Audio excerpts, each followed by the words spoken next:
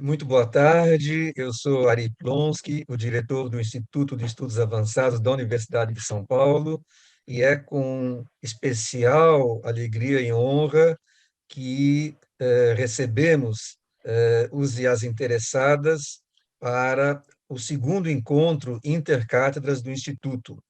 Essa é uma prática importante, porque o Instituto de Estudos Avançados tem como uma característica essencial a interdisciplinaridade, e, portanto, o diálogo entre cátedras, que tem cada uma a sua embocadura, é um elemento de reforço desse princípio do Instituto. O primeiro encontro intercátedras foi realizado aproximadamente há um ano, e juntou a Cátedra Alfredo Bose de Educação Básica e a Cátedra Olavo Setúbal de Arte, Cultura e Ciência. E o tema foi A Universidade, uma Crítica com Alma, a partir de uma exposição que nós tivemos de um artista, Antony Muntadas, e de uma homenagem ao nosso ex-diretor, professor Alfredo Bose, que escreveu livros, né? E que, então, fazia exatamente a crítica com a alma.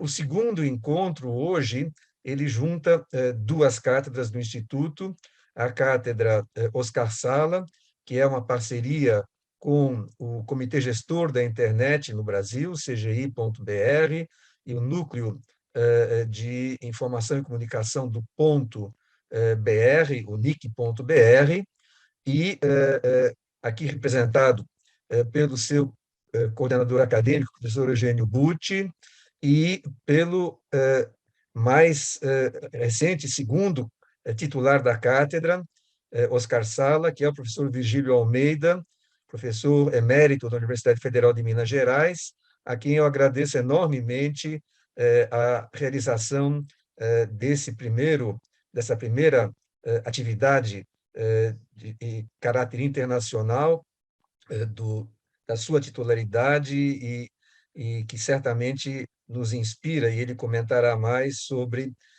o que teremos nos próximos meses. A outra cátedra participante é, mais uma vez, a cátedra Olavo Setúbal de Arte, Cultura e Ciência, coordenada pelo professor Martin Grossmann, como coordenador acadêmico, e que tem a parceria do Itaú Cultural. Essa cátedra, Olavo Setúbal, tem a característica de ser a mais antiga das cátedras da atual geração do Instituto. Ela já está no seu segundo ciclo, portanto, já completou 5 anos e para nossa alegria, foi renovada, e tem tratado de um conjunto de temas que são também afins à questão de raça, à questão de, enfim, de gênero, e o tema que será apresentado pelos colegas, né, em particular pelo professor, introduzido pelo professor Vigílio Almeida, ele junta uma preocupação que todos nós temos, né, com aspectos da tecnologia que configuram um lado, vamos dizer assim, talvez um pouco, por vezes, um pouco sombrio, não esperado, né, com questões que são essenciais da sociedade, as questões de raça e de gênero. Essa conjugação é uma conjugação importante, e temos, eu agradeço profundamente a participação da professora Conceição Evaristo, que é a mais recente titular da cátedra Olavo Setúbal, justamente, e da professora Lula Benjamin, da Universidade de Princeton, e que magicamente se transporta aqui para São Paulo, para o Instituto de Estudos Avançados. Eu queria desejar um excelente evento, agradecer a todos que colaboraram de alguma forma na organização, o pessoal de apoio, Sérgio, Sandra, Liliana, Magali, enfim, todo mundo, os intérpretes, e passar a palavra ao professor Virgílio Almeida, o nosso moderador e titular da cátedra Oscar Sala. Sorry. Dear Uva, thank you again. I'm going to switch to Portuguese to introduce you and Conceição Tavares. And I want to say just in a few words that this conference today is very important for us in Brazil because of the three topics that are covered by this conference, that are race, gender, and technology, are essential for our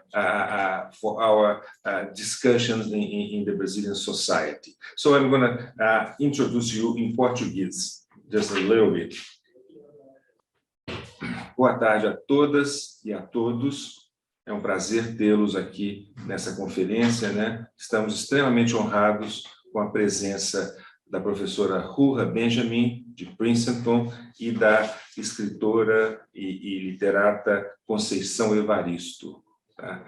E que vão abordar um tema de muito interesse para a sociedade brasileira, que é a questão o papel e a questão da mulher, raças e o impacto de tecnologia nesses segmentos da sociedade, né? Sem mais delongas, a professora Ruha Benjamin é professora do Departamento de Estudos Afro-Americanos da Universidade de Princeton, onde estuda também as dimensões sociais da ciência, tecnologia e medicina.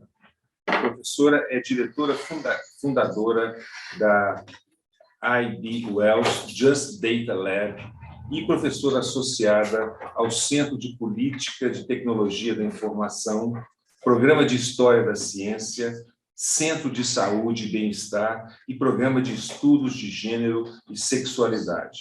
Atua também em comitês executivos do Programa de Saúde Global e Políticas de Saúde do Centro de Humanidades Digitais. Na última década, a professora Ruha publicou 4 livros importantes que tiveram grande impacto: Viral Justice, Race After Technology, People Science, and Captivating Technology, Race, Carceral Technoscience, and Liberatory Imagination in Everyday Life. A outra conferencista, na verdade, são dois ícones nessa temática social e de gênero e de raça, né, é Conceição Evaristo. Ela é escritora, ficcionista e ensaísta, graduada em Letras com ênfase em Literatura pela UFRJ, mestre em Literatura Brasileira pela PUC-Rio e doutora em Literatura Comparada pela Universidade Federal Fluminense. Sua primeira publicação, em 1990, foi na série Cadernos Negros, do grupo Quilombola Hoje. Tem 7 livros publicados, entre eles o vencedor do Prêmio Jabuti, Olhos d'Água, em 2015. 5 deles traduzidos para o inglês, o francês, espanhol e árabe. Prêmio do Governo de Minas Gerais pelo conjunto de sua obra. Prêmio Nicolás Guilhem de Literatura pela Caribbean Philosophical Association.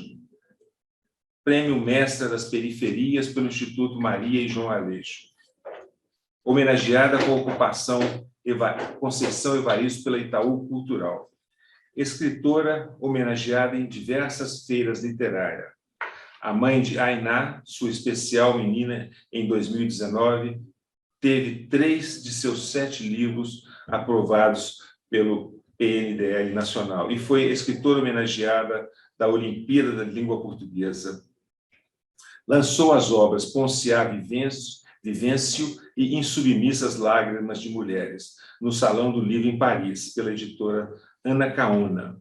Seu Poemas da Recordação e Outros Movimentos, em edição bilíngue, português e francês, também no Salão do Livro de Paris, e Olhos d'Água, em francês, pela editora Des Femmes. Foi homenageada pelo Prêmio Jabuti em 2019.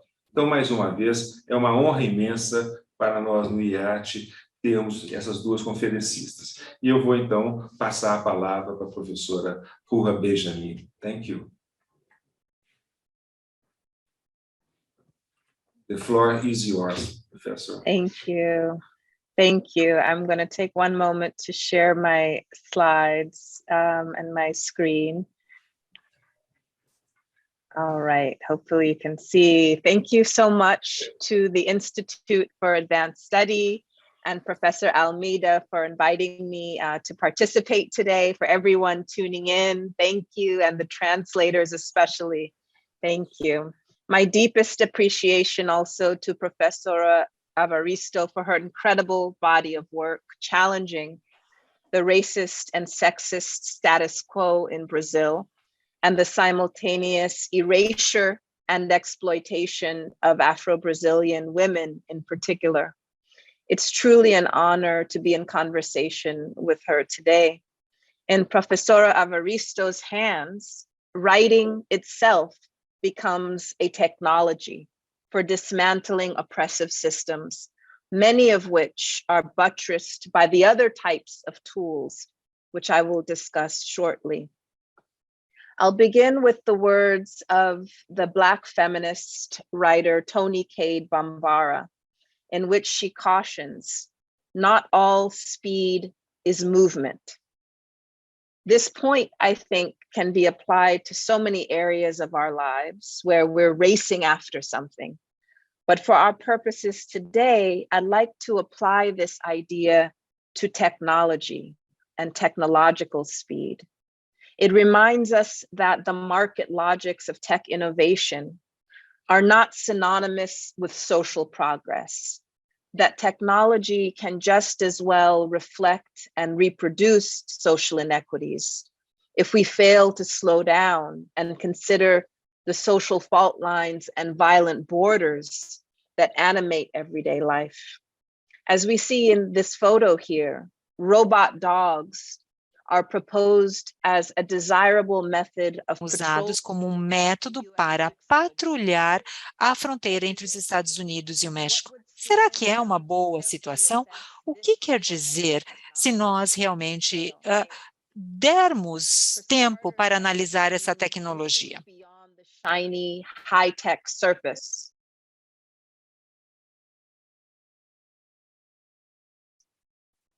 Sorry, I'm hearing the translation. One moment. For starters, I think it means Para começar, eu estou olhando além da superfície brilhante de alta tecnologia. Em vez disso, devemos fazer uma avaliação do ambiente social e político, no qual os problemas sociais são propostos. Então, diminuirmos a velocidade também significa levar em consideração o sofrimento que ocorre, o sofrimento que não é inevitável, mas que é presente, horrível, chocante, que nos toca profundamente. Estas são fotografias e vídeos mostrando os patrulheiros da fronteira americana lidando com imigrantes que tentam atravessar o Rio Grande e entrar nos Estados Unidos. Então, há várias forças, eles estão utilizando chicotes, gritam, é muito violento. E parece que nós voltamos às eras antigas da escravidão.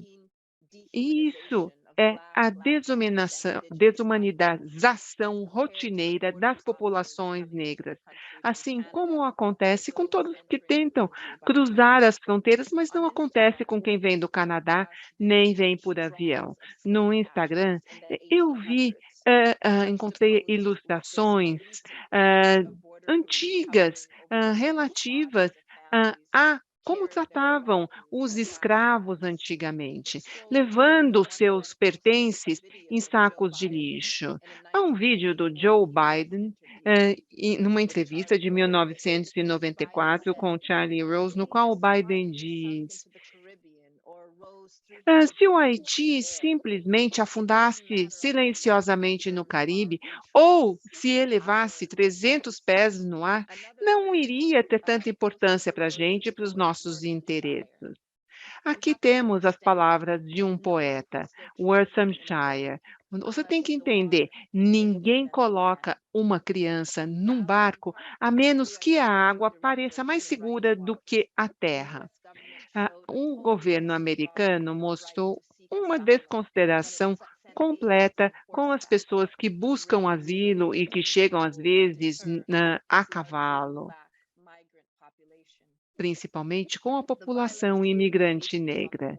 O tratamento violento das pessoas nas fronteiras é apenas um exemplo de todo o abuso e das políticas abusivas que existem nas fronteiras americanas e que estão na beira de um desastre humanitário. Verdade, sim. Também precisamos reconhecer que não são apenas os agentes da fronteira a cavalo, mas são as próprias fronteiras. Estas construções políticas são ferramentas que perpetuam as desigualdades mundiais. O geógrafo político Rhys Jones eh, fala sobre a violência que está associada aos refugiados, ao se recusar a obedecer um muro, um mapa, uma linha, uma fronteira, um documento de identidade ou um regime legal, as pessoas em movimento perturbam os esquemas de exclusão dos estados, os seus controles e violência. Eles fazem isso simplesmente ao se movimentar, ao se deslocarem. Então, isso é um contínuo que parece conter as populações racializadas em nome da saúde pública, por exemplo. Mas o que é o extremo mais insidioso deste espectro? Por exemplo, um pesquisador do Reino Unido diz que a identidade digital está sendo utilizada para exclusão na República Dominicana. E há um estado das pessoas que estão ali. E isso, na verdade, retroativamente, hã, retirou a cidadania americana de milhares de pessoas.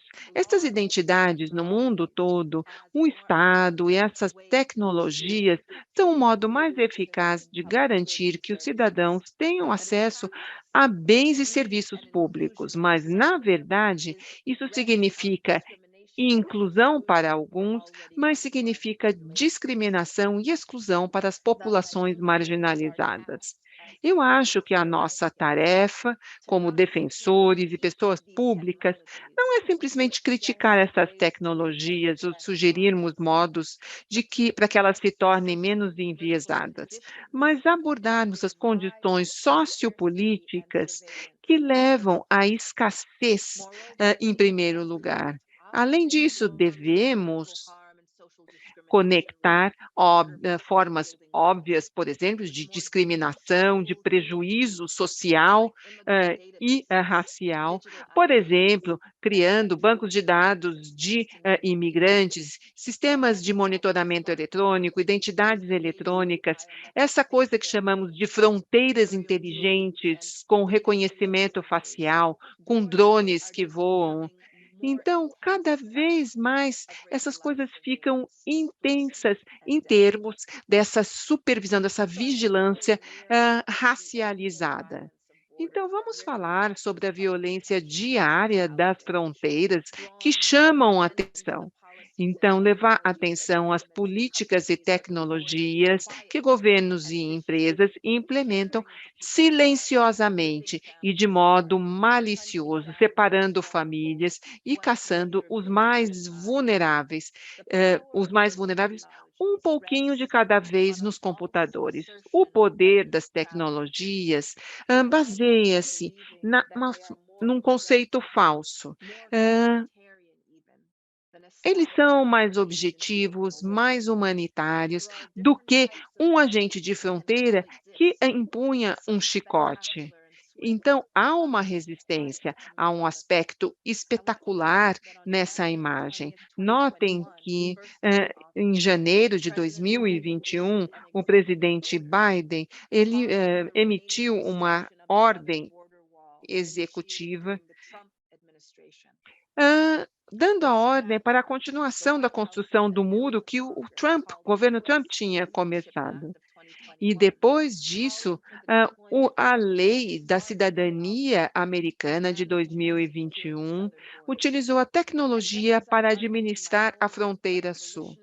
E quando eu faço o meu trabalho de ferramentas abolicionistas, contra negros, que vamos discutir daqui a pouco, também temos a questão e temos que nos organizar contra isso, contra esse imperialismo que discrimina as pessoas no mundo todo.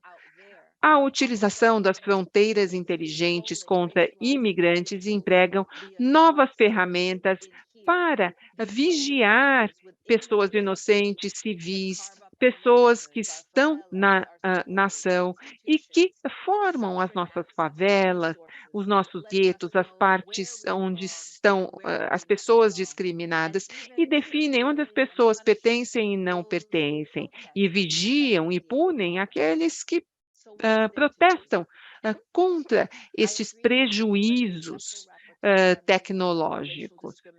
Aqui, com relação à xenofobia, discriminação e racismo, a professora falou sobre o uso de tecnologias.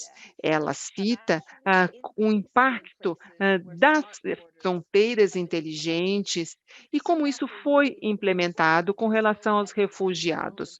Logo após sua declaração, eu falei em um evento com a ONU chamado Máquinas Xenofóbicas e como interromper sua ação. E há várias formas de discriminação que se focam em sistemas de inteligência artificial em todas as áreas, em imigração, avaliação, até, por exemplo, o policiamento automatizado ou semi-automatizado de comunidades de minorias.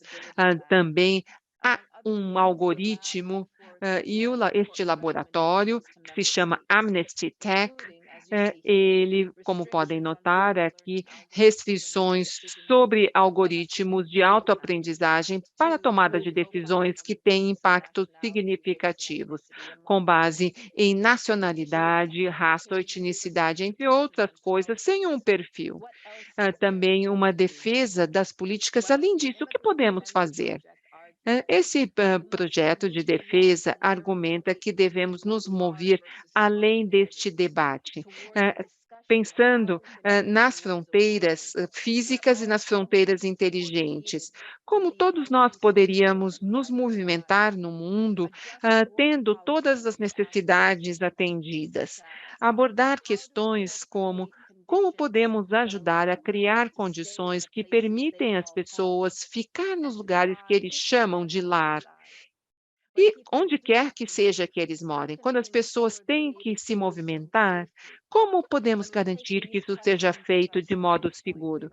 Quando tomamos essas questões como nosso ponto de partida, nós não queremos consertar um sistema quebrado, queremos reimaginar completamente o sistema. E quando eu digo reimaginar, quero dizer isso literalmente empregando ferramentas criativas para irmos contra o status quo sexista, por exemplo, com bibliotecas internacionais, como é possível ver aqui, as pessoas compartilham informação e conhecimento, e a fronteira é apenas, por exemplo, uma estante de livros, ou, por exemplo, as ações de um lado e de outro têm uma consequência direta no que acontece do outro, por exemplo, com essas gangorras na fronteira através das grades.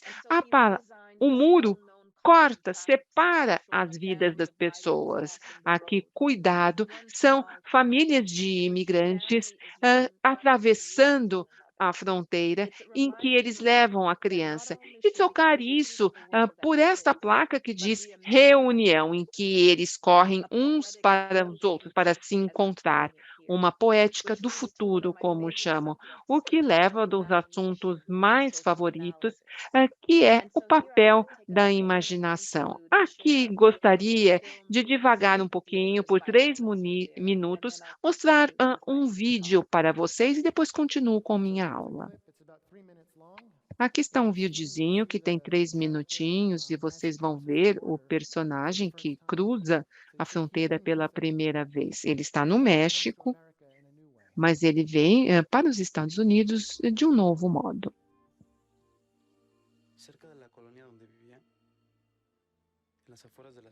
Próximo do local onde eu vivia, na periferia da cidade, havia várias fábricas em rede. o que chamamos os traficantes do sono.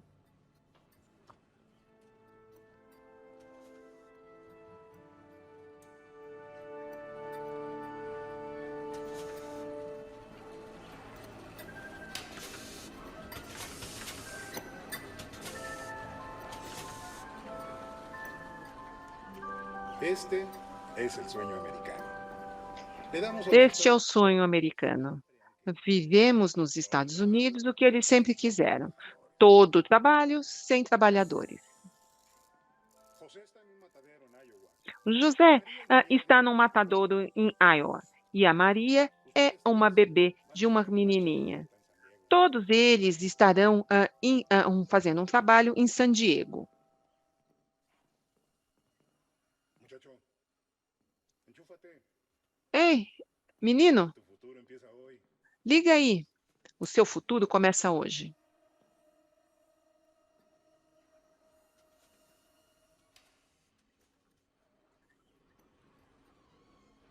Como se conectar, o oxigênio te mantém alerta, o equipamento é o que paga o seu salário.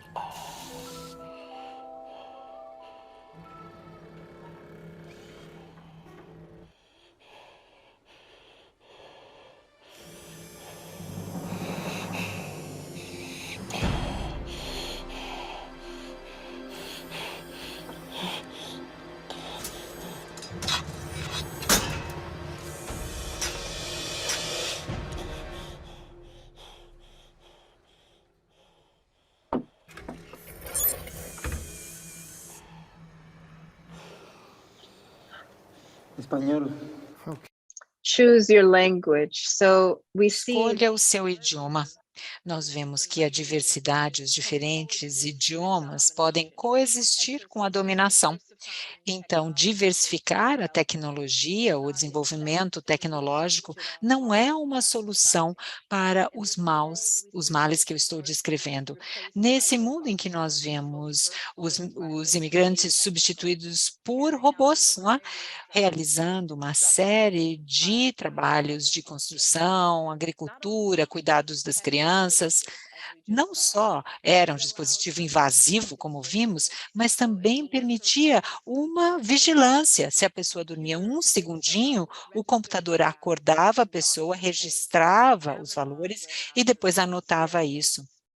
As pessoas usavam esteroides, então os robôs estão olhando tudo o que estão fazendo, e falando, por exemplo, com os funcionários da casa, que sala limpar, para onde ir, monitorando os cliques, observando, ajustando se trabalho muito lento, estão ouvindo o trabalho dos call centers, dizendo o que falar, como falar, mantendo as pessoas sempre ocupadas. Nós temos visto hoje os carros autônomos e nós temos os robôs. Como o quê? Como supervisor, como aquele que o capataz. E a Amazon, por exemplo, tem trabalhadores que precisam quase se tornar máquinas. E eles dizem, nós não somos robôs.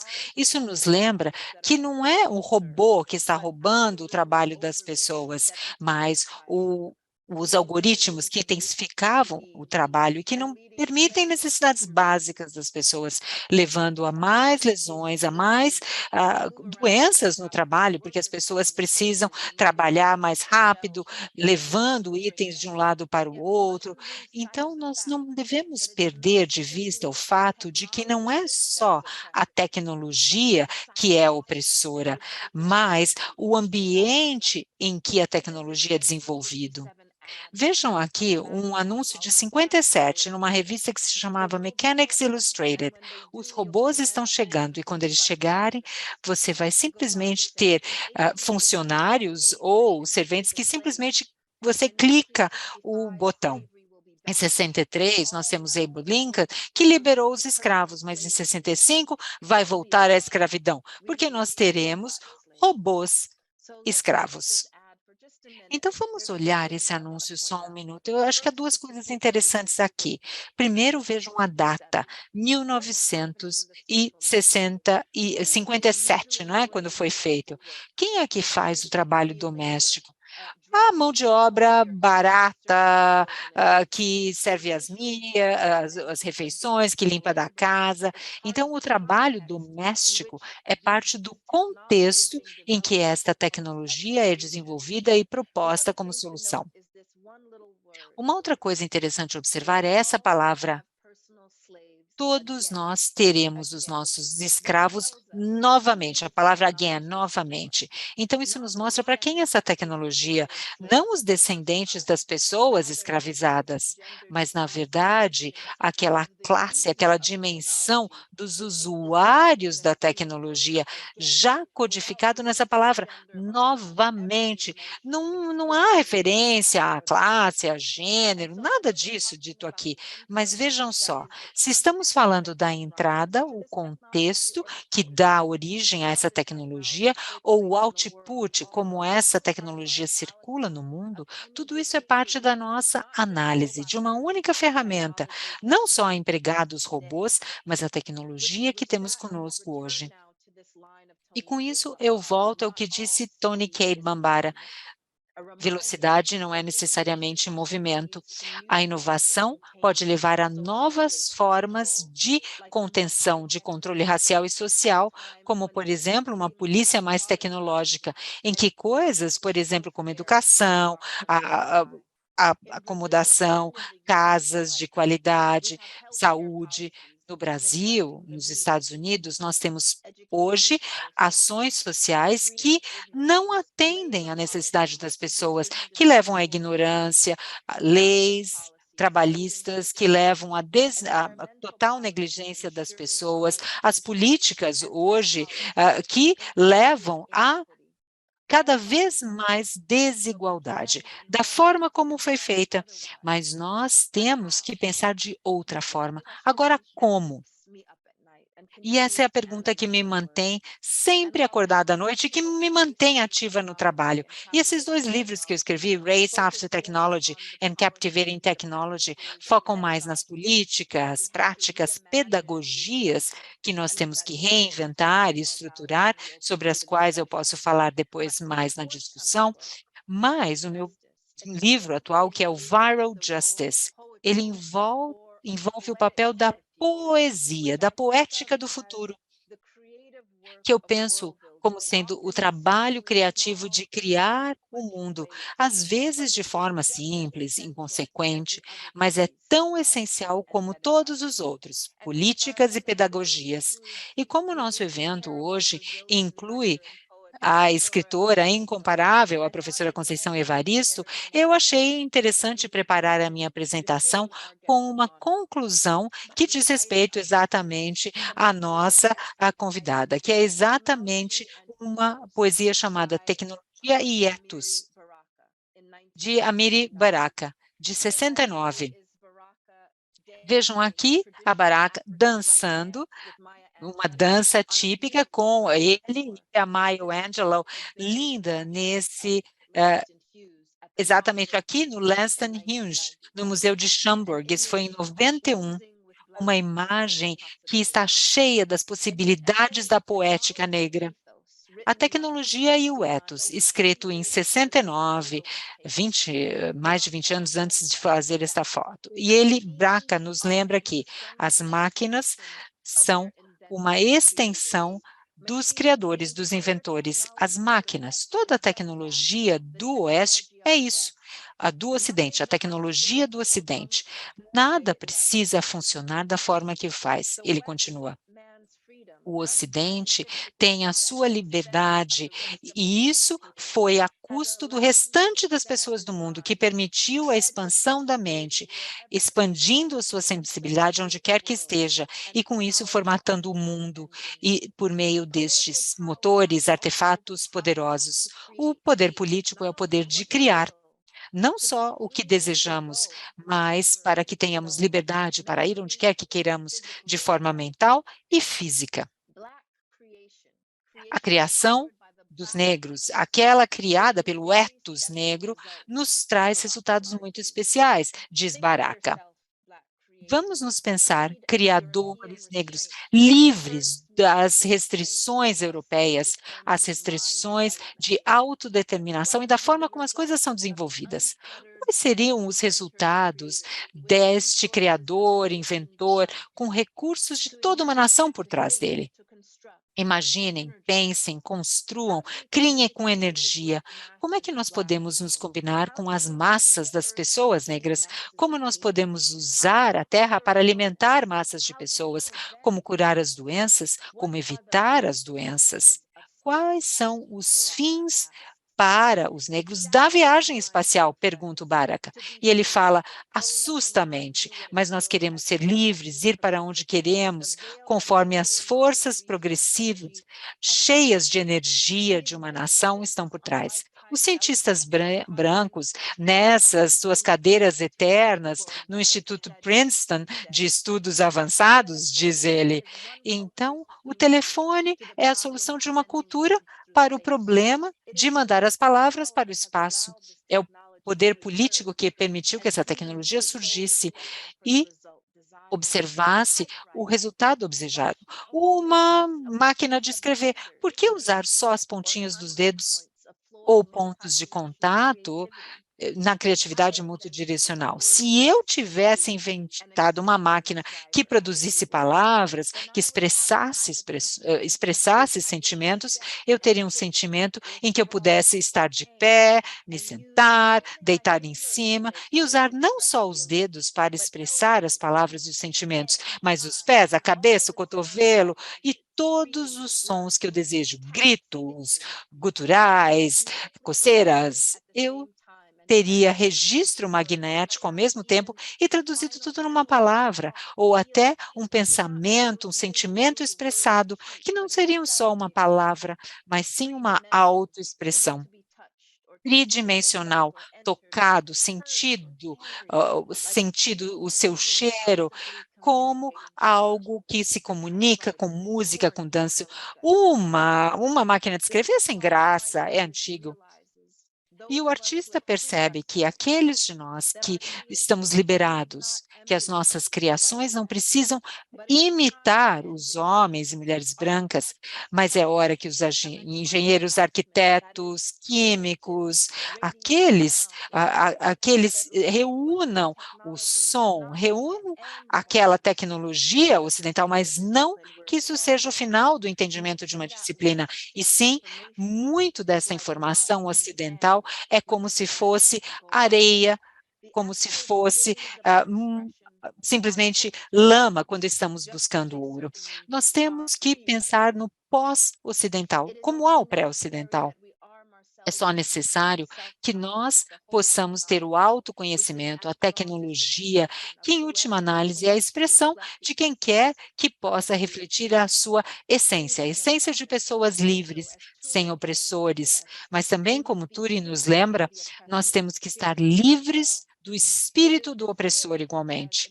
E é espírito do opressor, é um construto que pode se manifestar como uma expressão de arte, tecnologia ou de qualquer outra forma. Mas o que é o nosso espírito? O que ele vai projetar?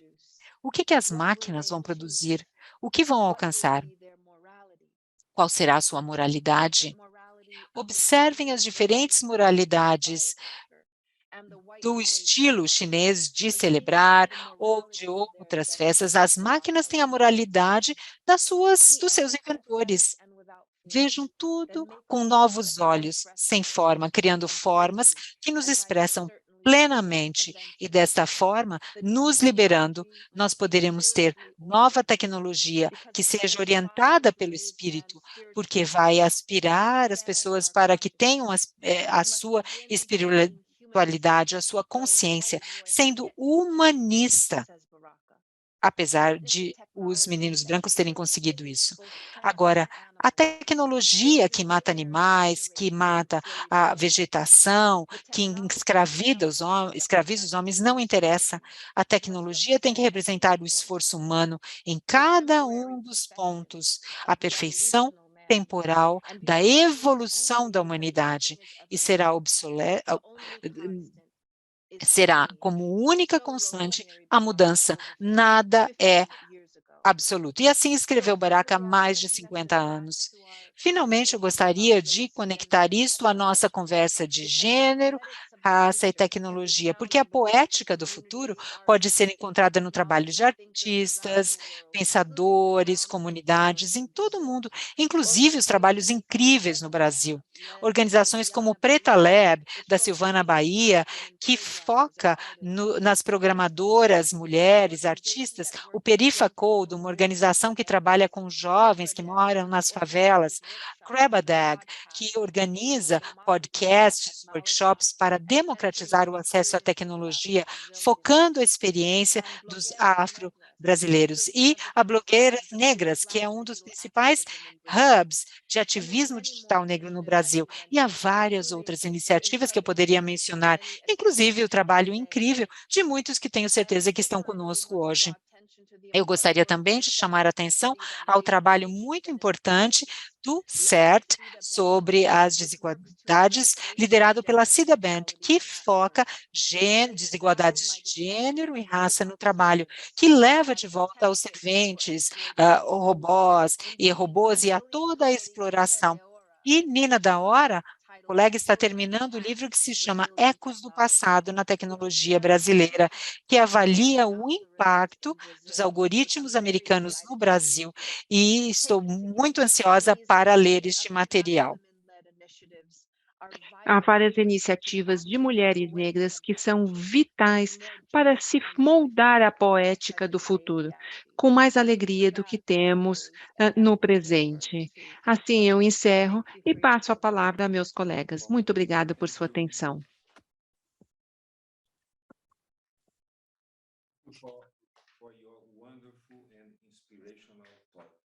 Muitíssimo obrigado por sua maravilhosa fala, tão inspiradora.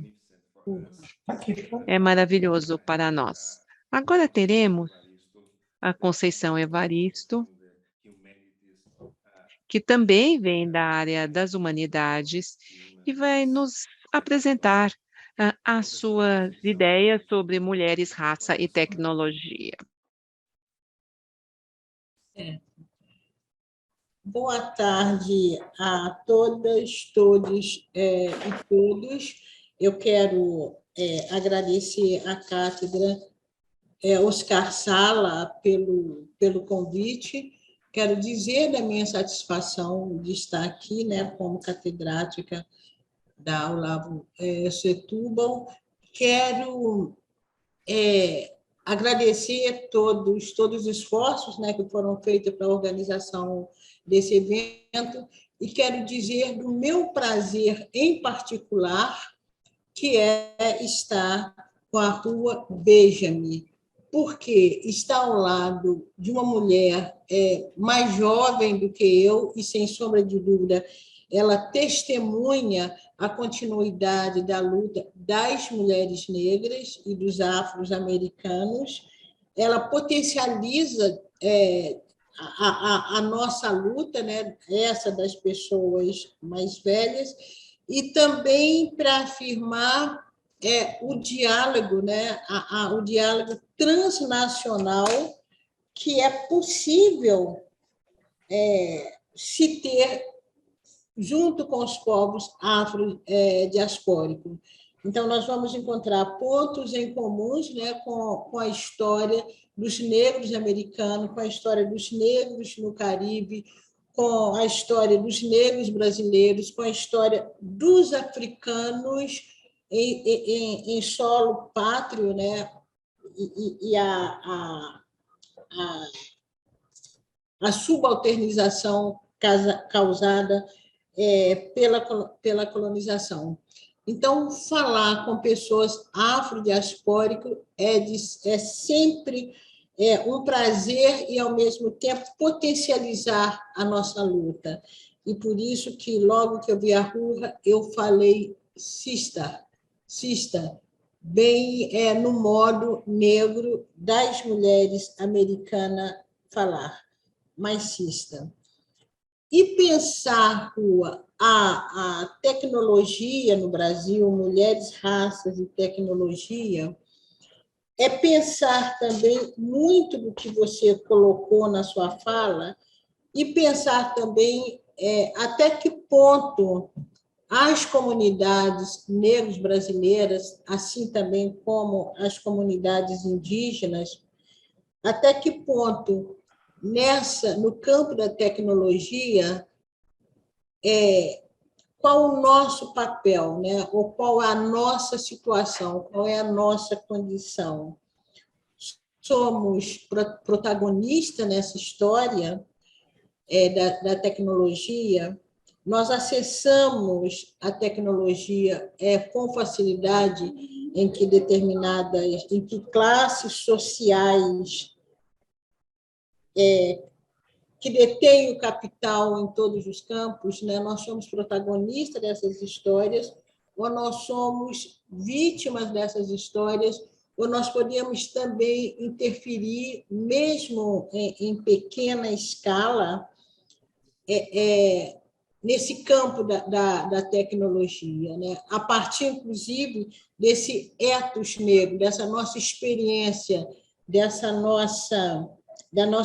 nossa maneira de postar, de se colocar no mundo.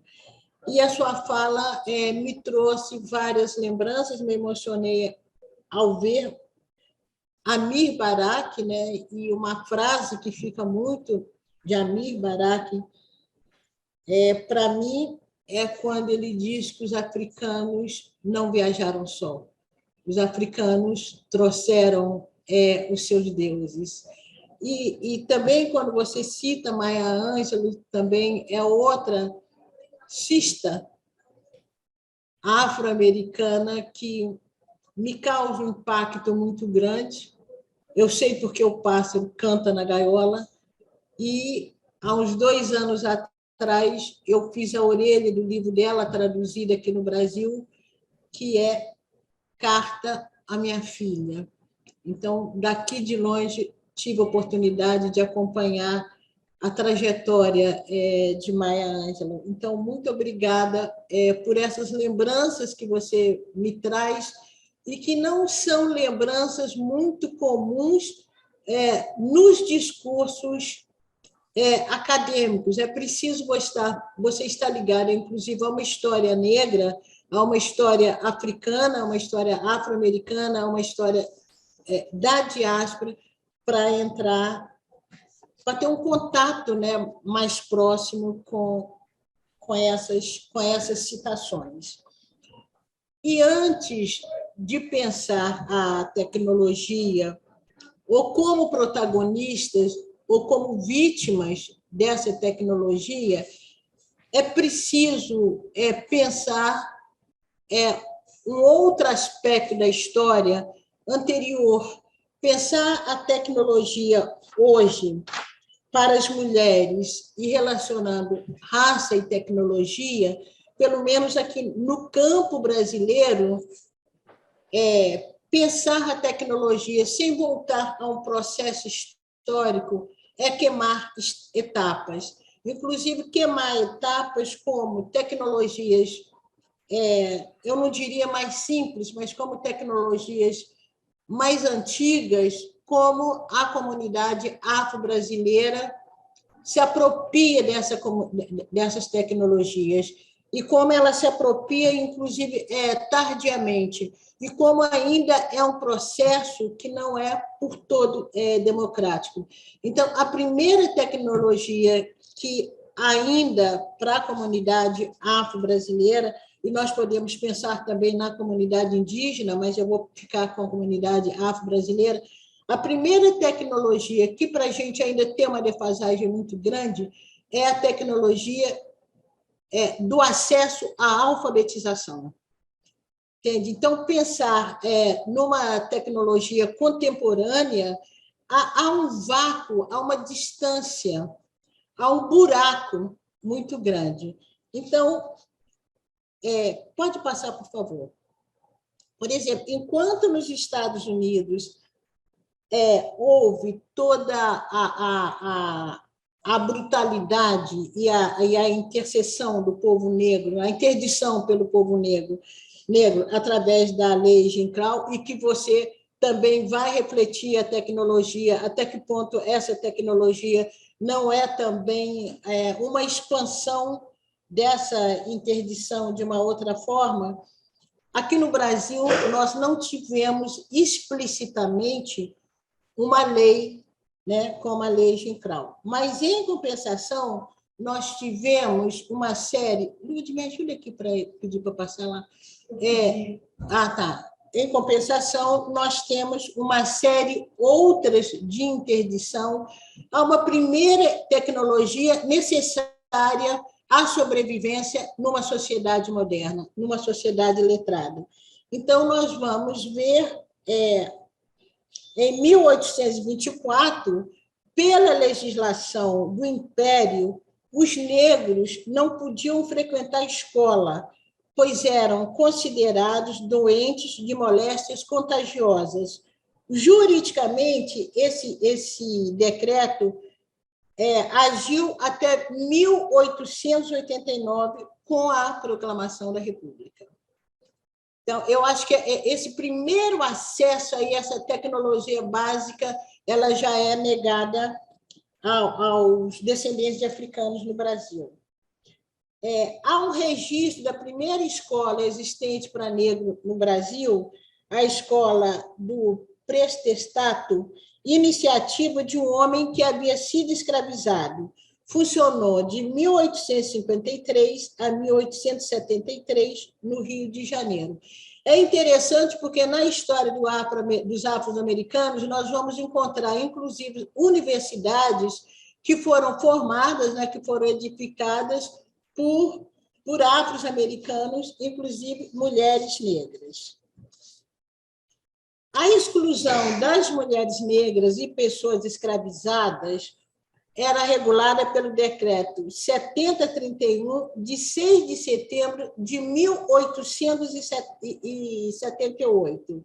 Só podiam matricular pessoas do sexo masculino, maiores de 14 anos, livres ou libertos, saudáveis e vacinados.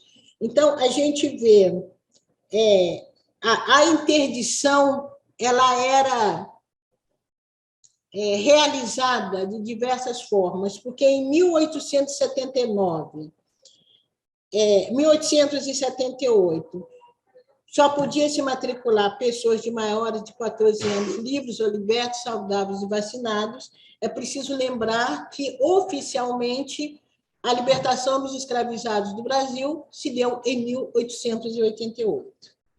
Depois houve o projeto de lei 1332 de 1983, que foi do deputado Abdias Nascimento, e esse projeto de lei seria concedido a estudantes negros bolsa de estudo em caráter compensatório. Ora, Abdias, em 1993, ele anteriormente, em 1935, com o Teatro Experimental do Negro, Abdias Nascimento discutia a questão das ações afirmativas. ele trazia essa dívida, ele cobrava essa dívida que o Estado brasileiro tinha com os descendentes de africanos.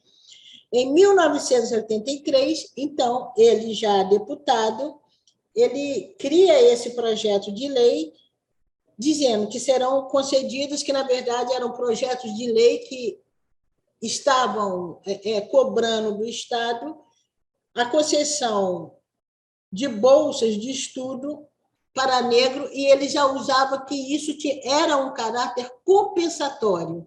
Então, Abdias Dias já estava pensando as ações afirmativas.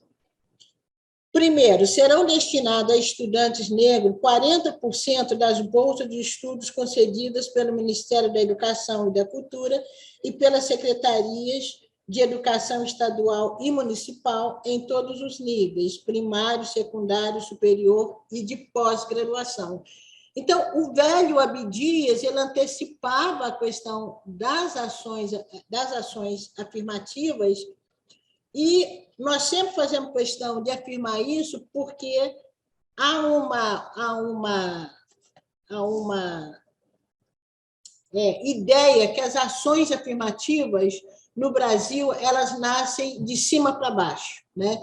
Nós entendemos, sim, que houve governos capazes de escutarem as demandas populares, as demandas da comunidade afro-brasileira e elas começam, né, aliás, as ações afirmativas aqui no Brasil começam, inclusive, a serem discutidas no governo de Fernando Henrique. Depois, as ações afirmativas elas passam a vigorar realmente já no primeiro governo do ex-presidente Lula. Agora, o mais instigante para a gente pensar, e eu torno a afirmar, pensando justamente para a gente ver, para a gente entender, inclusive, essa lacuna hoje, ou entender quais são as possibilidades das comunidades afro-brasileiras intervirem nesse processo ginecológico, tanto como protagonista, como também como participantes beneficiários dessa tecnologia, só para a gente entender a defasagem do povo afro-brasileiro e entender também que, embora no Brasil não tenha havido uma lei Jim Crow, mas como também a luta afirmativa, inclusive, para apossarmos de determinadas tecnologias, como essa luta ela tem um caráter muito cruel e carregada de racismo. E um dos detalhes bastante sério que nos chama muita atenção é que, em 30 de maio de 2006, quer dizer, há 16 anos atrás, isso, há 16 anos atrás, no momento em que discutimos acirradamente as questões ou a implementação das ações afirmativas, surge um manifesto contra as ações afirmativas dentro do quesito da lei de cotas, e quando discutimos o Estatuto da Igualdade Racial, e grandes intelectuais brasileiros, professores, personalidades da época, políticos, quer dizer, os pensantes da nação, aqueles que são capazes, inclusive, são formadores de opinião pública. Houve esse manifesto assinado pela inteligência brasileira contra as ações afirmativas. Então, eu quero te dizer, não tivemos explicitamente uma lei Jim Crow, mas olha a dificuldade dos afros brasileiros acessarem a primeira tecnologia que aí a gente volta a toda a questão da escola pública e o acesso depois às universidades, aos centros acadêmicos, porque a tecnologia já é o refinamento, já é a sofisticação.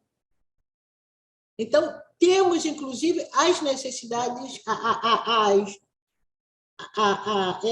essa posse básica ainda compõe a nossa luta. Mulheres na tecnologia. Você traz algumas mulheres também que a gente apresenta, e eu ousaria lhe dizer que todo o movimento de apropriação e de ascensão dos afros brasileiros, nós temos como suporte emocional, porque você sabe disso, que uma sociedade racista nos adoece, nós temos como suporte emocional um ethos negros que nós conservamos através da memória e da poética. Entende? Uma poética que está aí nesse ethos negro, essa poética que está aí expansiva, e essa poética expansiva, eu acho que o primeiro exemplo você conhece muito bem, é o carnaval brasileiro. Entende? O que tem de ethos negros no carnaval brasileiro e como essas festas nos servem de resistência, inconsciente ou consciente, e nos serve de resistência não só para o sujeito negro brasileiro, mas para a nação brasileira, entende? Porque esse ethos negro, ele forma a nossa nacionalidade, assim como o ethos indígena. Então, eu acho que há essa tecnologia primária que nós vamos reconhecer desde as nossas formações quilombolas, onde foram criadas tecnologias de enfrentamento ao processo de escravização, tecnologias de sobrevivência nos quilombos, tecnologia para criar modos de fugas, né, rotas de fugas, tecnologia para gerar uma comunidade, uma coletividade, que o fato de estar no quilombo não significava que estava livre, porque os quilombos, o tempo todo eles eram ameaçados pelo poder escravagista. Então, se não fosse esse ethos negros, talvez os povos afrodiaspóricos não teriam sobrevivido e não seriam sujeitos capazes de marcar uma nacionalidade aonde quer que eles estejam. Quer dizer, nós pensamos a nacionalidade dos Estados Unidos é marcada pelos negros, a nacionalidade brasileira, né? A nacionalidade cubana. Então, esse ethos, e aí a gente pensa muito também nessa questão que hoje se fala muito, né? Que é a possibilidade de viver a ancestralidade, né? Como isso nos mantém em situações de vulnerabilidade. E se tratando de mulheres negras, aonde quer que elas estejam, elas criam a sua tecnologia própria, né, os seus retiradas, inclusive, de uma sabedoria do cotidiano, retirada da precariedade para poderem sobreviver. Mas, ao lado disso, acompanhando este processo histórico, nós temos hoje, aqui no Brasil, a gente sabe muito bem que a maioria da juventude que é morta, e aí a gente vai também para dizer que vidas negras importam, né? Um movimento que a gente tem também essa relação com as mortes de negros nos Estados Unidos, apesar dessas dificuldades todas, nós temos também uma juventude negra muito potente. E essa juventude negra percebeu também a possibilidades e a necessidade de se apossar também desse mundo tecnológico.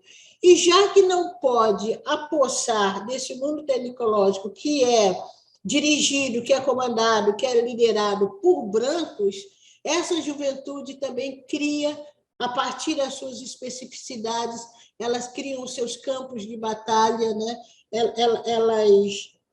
Elas criam as suas simbologias, e o exemplo é justamente esses exemplos que você trouxe também.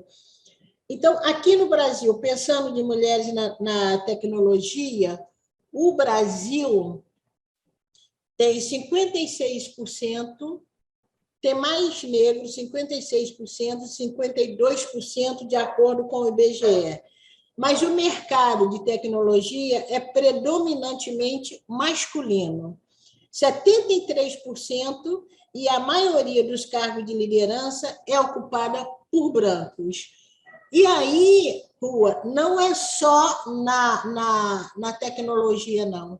Em todos os cargos de destaque, em todos os espaços de poder no Brasil, são liderados por pessoas brancas.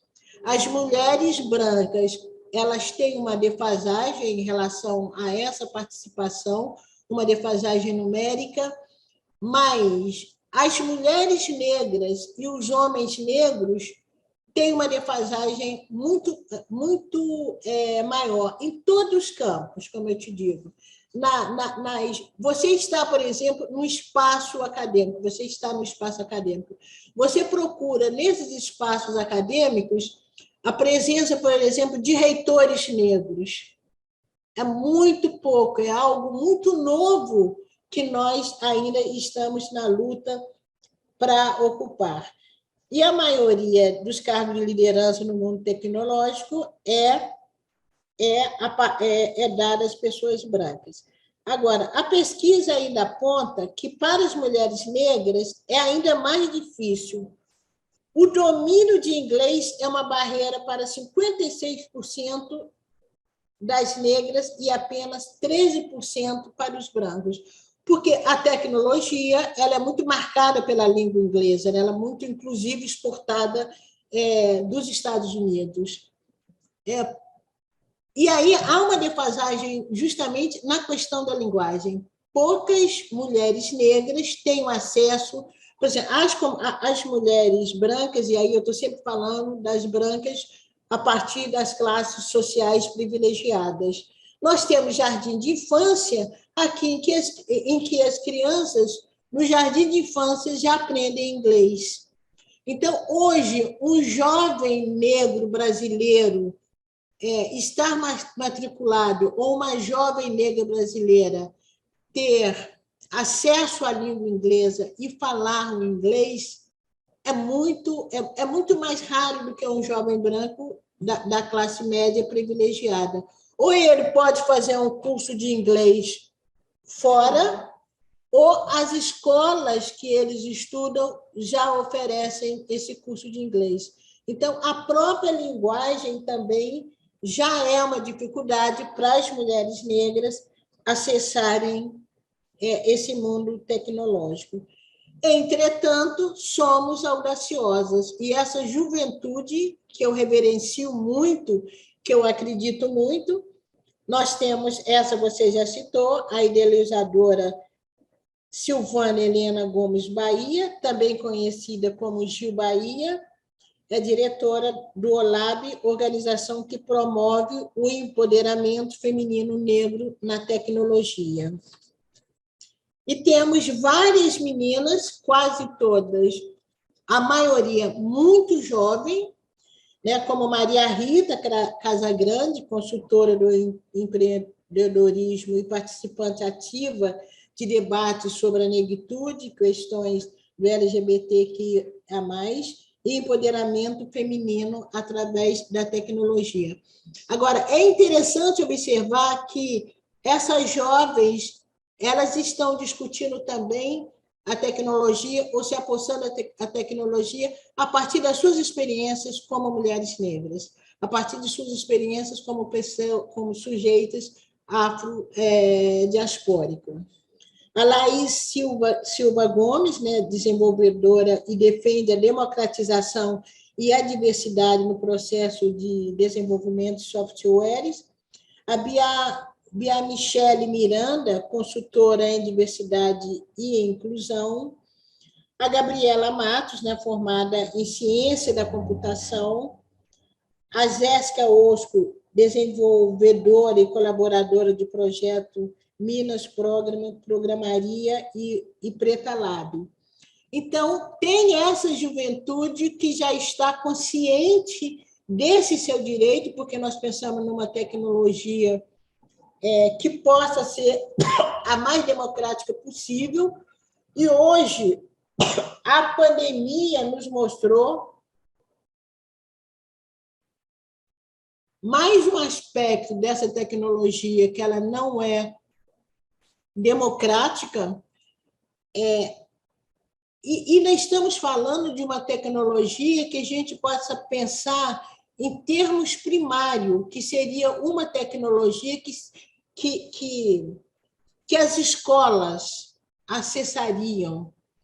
E foi deprimente como escolas públicas brasileiras, e eu não estou falando de escola do interior do Brasil, não. Eu estou falando ainda de escola na capital.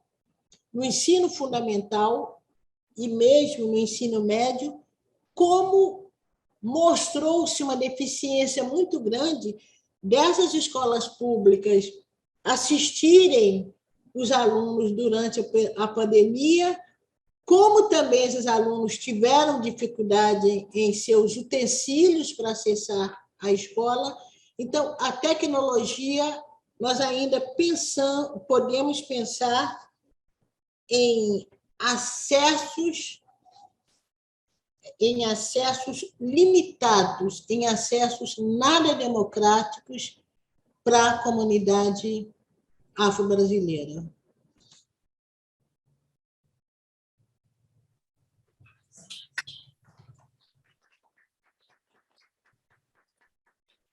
Professora Conceição Evaristo, foi assim uma aula magnífica para nós. Em nome do IAC, agradeço muito essa sua leitura da situação atual. A professora Ruha Benjamin quer fazer alguns comentários e perguntas. Yes, thank you. Sim, por favor, obrigada. Eu agradeço muito tudo que foi dito. Eu gostaria de destacar dois que me tocaram mais. Para mim, a professora Evaristo está expandindo e explodindo o que conta como tecnologia. Duas coisas especificamente. Um é o foco na leitura, na alfabetização, como ferramentas e tecnologias para o exercício e expressão da cidadania e da humanidade. E o fato de que isso continua a ser negado no acesso a uma boa educação. E com relação a isso, eu gostaria de mencionar algo que o meu laboratório, que eu mencionei na minha introdução, que é o laboratório de dados. Uma coisa que a gente está fazendo esse verão é voltando às tradições nos Estados Unidos de escolas de liberdade, que começaram durante a escravidão, mas que tornaram-se mais populares na década de 60, em que jovens e pessoas de todas as idades, jovens até idosos, passavam o sábado ou final de semana num ambiente de aprendizagem fora do ambiente do sistema escolar tradicional. Então, aprendendo a ler e escrever, se alfabetizando, aprendendo direitos políticos. Então, elas são chamadas escolas de liberdade, freedom schools. E uma coisa que o meu laboratório está fazendo é aprender mais sobre essa tradição dessas escolas de liberdade e o que isso significa no século XXI. Se tivermos uma coisa como, por exemplo, escolas de liberdade tecnológica, como seria o que estamos aprendendo, se estamos tendo um pensamento mais crítico com relação às desigualdades, a habilidades necessárias para nós podermos ler a nossa realidade social com mais precisão. Então, para quem está me assistindo aqui hoje, se quiser saber mais sobre as escolas de liberdade tecnológica, nós vamos fazer uma apresentação nos dias 4 e 5 de agosto. E há uma outra conferência, Civics of Technology, e os alunos do laboratório farão a apresentação e eu vou compartilhar essas informações nas mídias sociais com os organizadores hoje. Então, vocês podem saber mais sobre essas escolas de liberdade e como isso pode se adaptar em outros locais que não apenas nos Estados Unidos. A outra coisa que a doutora Evaristo falou são os quilombos como tecnologias de sobrevivência. Isso é muito, muito importante. É claro que em outros locais, nos Estados Unidos, a gente chama de maroon nos Estados Unidos, que seriam em que os escravos se retiravam e criavam sua própria comunidade longe do sistema de opressão. Então, meus alunos vêm trabalhando, aplicando essa tradição das comunidades maroon, marunagem, então, o que significa marunagem digital? Então, como se retirar desse estado de vigilância, dessas ferramentas de vigilância que os impactam? Então, eles estão pensando nas teorias, pensando no que se chama isso, que seria como um quilombola digital, uma comunidade quilombo digital. Então, à medida que acadêmicos e ativistas seriam quilombos digitais. Então, como seria um quilombo digital? Então, não é apenas acesso, é acesso às coisas que vão nos ajudar. E também não queremos ser acessados pelas coisas que possam nos prejudicar. Então, queremos um modo de termos de refúgio da polícia, do Estado, do que nos prejudica. Eu queria oferecer pensar nesses quilombos digitais, pensar nessa ideia, como possa ser uma coisa que possa impactar principalmente os mais jovens, que passam tanto tempo na internet. Então, quer dizer, quando você tem acesso a alguma coisa, essa coisa tem acesso a você. Então, eu queria jogar essa ideia para que vocês possam pensar nessa ideia. Obrigado, professora Ruha. Não sei se a professora Conceição gostaria de fazer alguns comentários, e se quiser, a palavra é sua, professora Conceição. Certo. Gostaria muito, eu fiquei muito impactada com a fala da professora Rua, e ela me chama a atenção, né? Na verdade, ela traz reflexões bastante interessantes quando ela coloca, né? Seria mais ou menos isso, né? Seria o robô uma espécie de capital, de capataz moderno, né? O robô controlando a produtividade, né? do sujeito, sem sombra de dúvida. Há novas formas, né? Eu acho que até a tecnologia ela pode produzir novas formas de libertação, como ela pode também produzir novas formas de escravização, principalmente em países que historicamente já têm essa perpetuação, a renovação, né? Essa adaptação de uma escravização. Então, a tecnologia ela pode também fomentar, né? Ela pode ser um agente disso. Outra questão também que a fala da professora me chama atenção. Por trás dessa invenção tem o sujeito humano, tem a mente humana. Né? Me parece que um robô, uma programação para vigiar, para dar conta do rendimento de um operário, de um trabalhador ou não, ou uma tecnologia que vai medir a face de um sujeito para dizer que essa identidade digital, né? Tem uma mente humana que fabrica isso.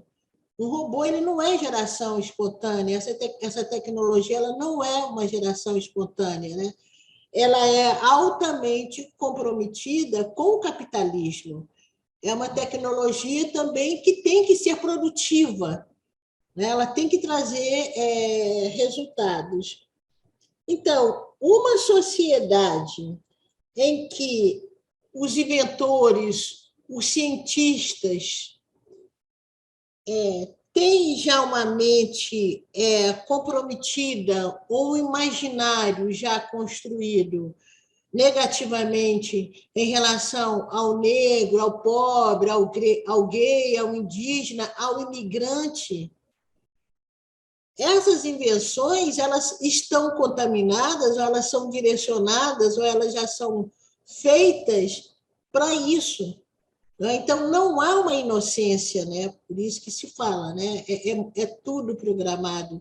Então, essa sociedade tecnológica, ela também já é uma sociedade programada para produzir exclusão e para perpetuar determinados lugares, né? Determinados status.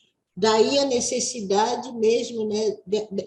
Desse jovem, né? Quando você fala dessa tecnologia quilombola, e me parece ser isso que essa juventude que está aí está propondo, porque eles já vão para esse campo sabendo o que eles estão encontrando.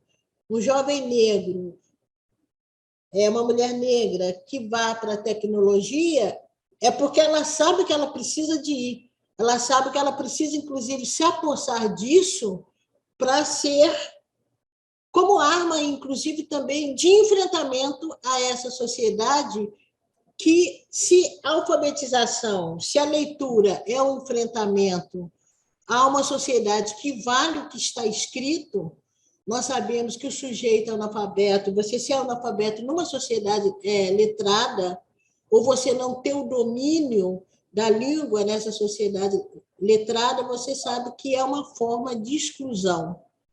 Então, hoje, cada vez mais também, você não avançar no seu conhecimento nessa tecnologia é uma forma de exclusão.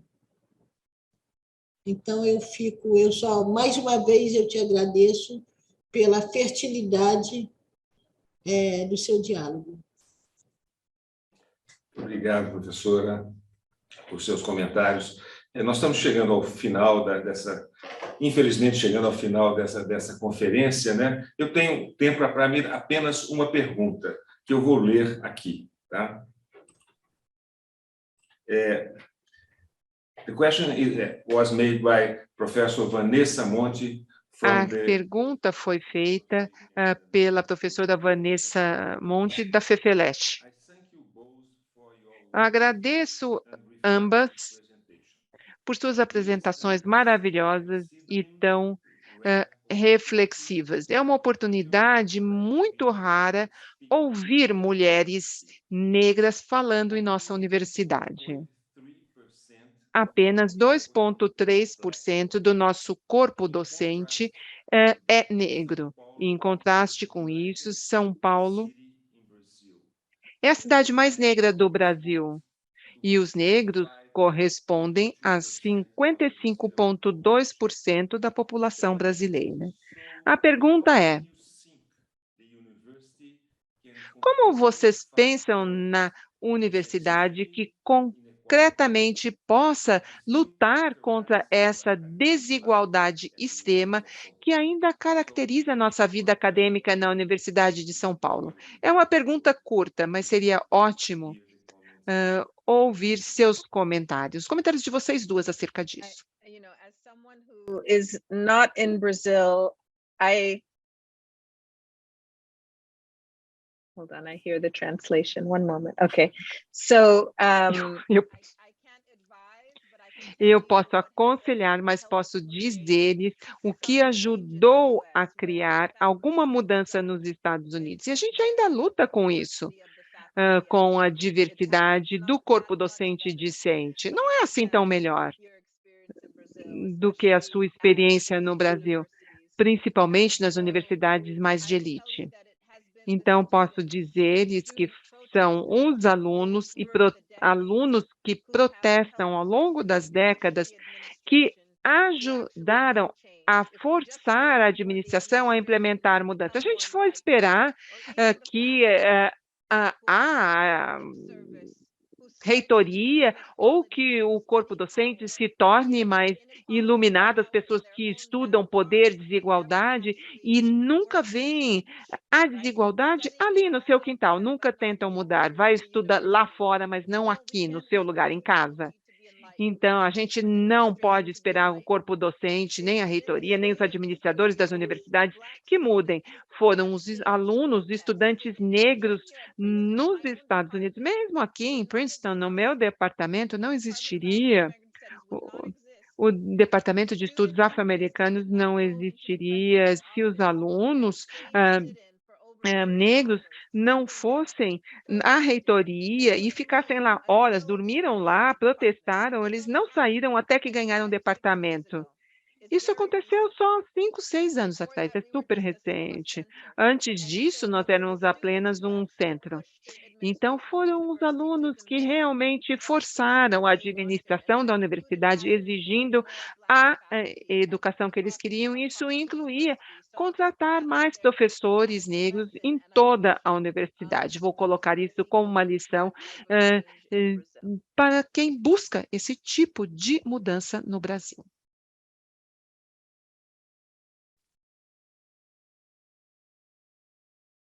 Também nós podemos afirmar que uma mudança ela se dá, e hoje a gente já percebe essa mudança, inclusive eu vou falar muito a partir da minha área, que é a área de literatura, a partir dos cursos de literatura, inclusive a partir do próprio currículo desse curso de literatura, dos autores estudados. Isso se deu muito, e se dá muito dada a presença de um corpo discente negro nas universidades.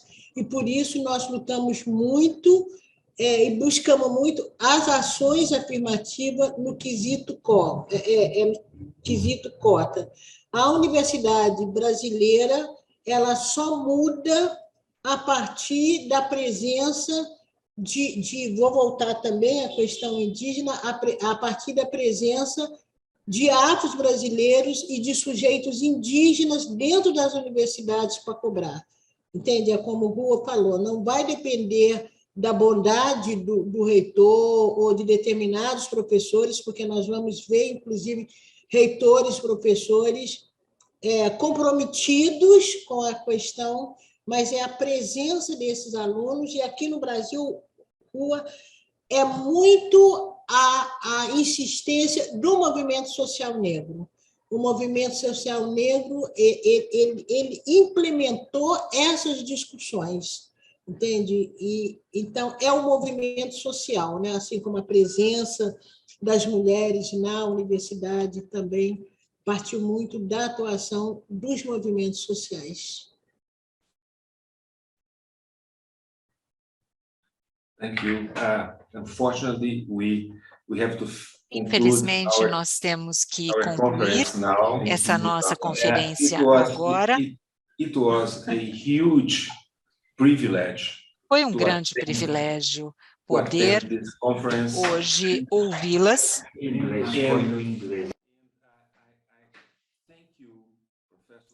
Eu gostaria de agradecer a professora Ruha Benjamin e a professora Conceição Evaristo por terem compartilhado conosco seus pensamentos e seus conhecimentos. Muito, muito obrigada a ambas. Apesar de eu não falar inglês, se a professora Ruha deixasse o contato dela para vocês me passarem, eu ficaria grata. Acho que teve um problema de tradução. Acho que não escutou a tradução. Você não quer falar em português, então? Fala. Repete em português. Thank you. Desculpa, foi um imenso privilégio para nós ouvir os conhecimentos e a sabedoria dessas duas conferencistas que são ícones na luta dos movimentos raciais. E vai daqui um grande agradecimento a ambas por essa conferência e ao maravilhoso diálogo que aconteceu entre a professora Ruha Benjamin e a escritora Conceição Evaristo. Muito obrigado. Nada.